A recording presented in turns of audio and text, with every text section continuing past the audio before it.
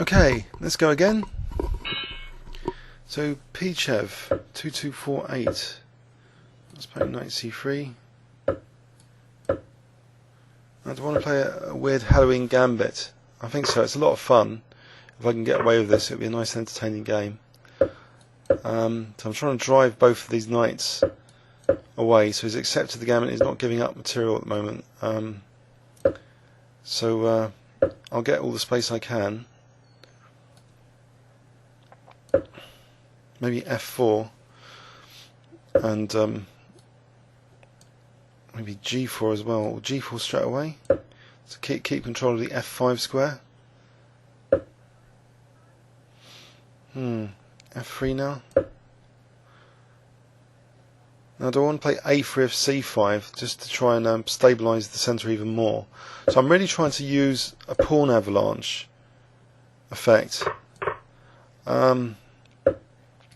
Long-term pawn avalanche.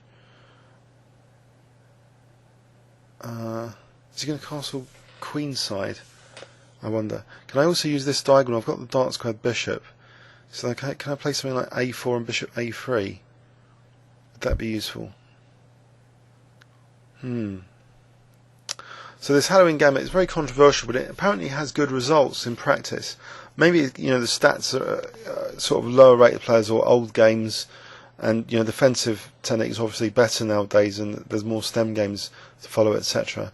But in 5 minutes, it's good for a laugh. I think I like to play things that are a lot of fun sometimes, even in longer games, which I often regret after, because often the fun things, they leave weaknesses behind. That they're fun for a reason. That's why they're not mainline. But then again, I've regretted some games where I played very solidly, like the Slav, and it's been like a boring draw. So you can have regret both ways. If you play fun or you play boring, you can still regret the game at the end of the day. So anyway, I'll try and get to his king now. Maybe a4 first, stop any queen a4 blockade, and also that supports bishop a3.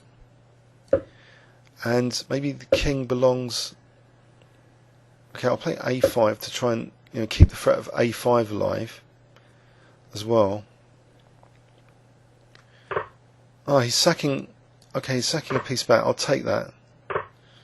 Now, where do I want my queen? I don't know, maybe g2. G2. That's interesting. So then maybe king d2 later, and try and play rook fb1. G2 is good on the diagonal, actually. I've just realised. So maybe if I play a6, then I've got b6 c4.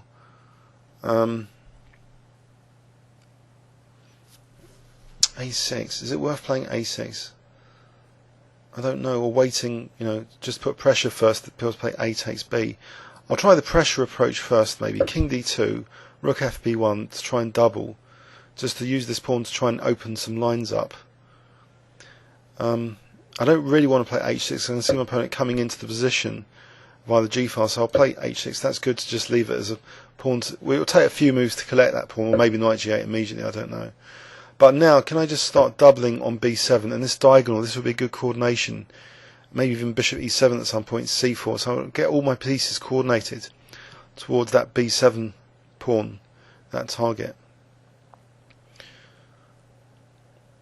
So, maybe a6 now, though.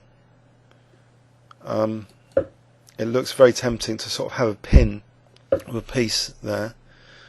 Maybe bishop b5 now. So there's no check with knight takes. Well, it's not a check.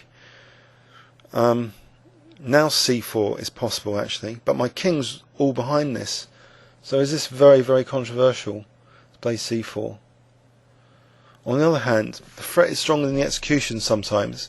And with that principle, c4 needs to be calculated. It deserves to be calculated. I think if cd, queen d5, I'll have nothing. So actually, I will move the king to a safer spot. So I'm still keeping that pin alive. So c4 is still a potentially powerful punch here. But then knight e7, but then bishop e7, but then he's coming to a3. Is it worth playing c4, cd, and c, or rook d1 first? Oh, that. What about rook f1 with the subtle threat of queen g4, changing the scope of attention to actually playing queen takes g4? Okay, this is a bit. He saw that. Okay. Bishop d6 is disruptive here because cd bishop c6 and bishop takes d5, so that's a disruptive move. But although it allows rook e2, but then queen d5. So bishop d6. I'll try that. So disrupting the position a bit.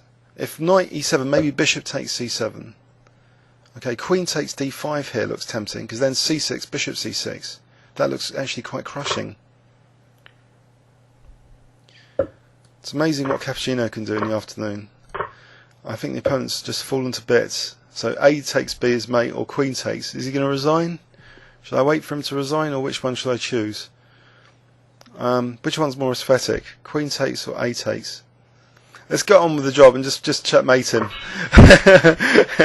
Alright, so let's have a look at that one. So it was the this gambit I've wanted to experiment with, because against the knight c6 lines f4 is not that strong, and actually statistically the Halloween gambit is stronger on chessgames.com. I know this is crazy, but the knights, you know, they go back and you gain a lot of potential pawn avalanche capability, and I absolutely love pawn avalanches. Maybe I'm a bit like Philosopher in that respect. You know, the pawns are the soul of chess, and if you can get a game with a nice pawn avalanche, you know, it's like you know, more aesthetic than usual. And maybe out of desperation, you know, he got fed up with his passive position here. He didn't need to play knight takes g4, but he did, and so materially I wasn't even that bad now, and I've still got this potential, you know, pressure on his king. So I thought here, this was an awkward moment for the knight to be on that diagonal. And now there's this beautiful move coming up, bishop d6. I mean, it's only because I've got more energy, I can see more resources, I think, you know, after the cappuccino. So this is seems to be a nice resource, because if knight e7, bishop c7, and this is just another forced like mate now, because the bishop's also pointing at b8, stopping that escape square. I hope you enjoyed it. Please leave any comments or questions on YouTube. Thanks very much.